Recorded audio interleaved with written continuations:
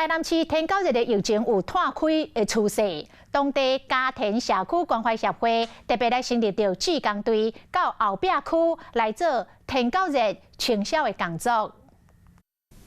为了因应天狗日的疫情愈来愈严重，台南市家庭社区关怀协会所成立的小型志工队，带囡仔到后壁社区去做宣导，作为防治天狗日付出心力。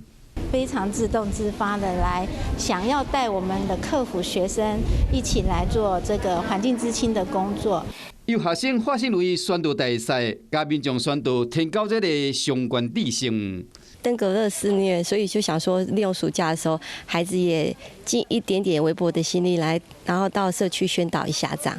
看到积水所在会水到清，为了防治天狗日的疫情。 区公所甲社区的职工员工都是总动员。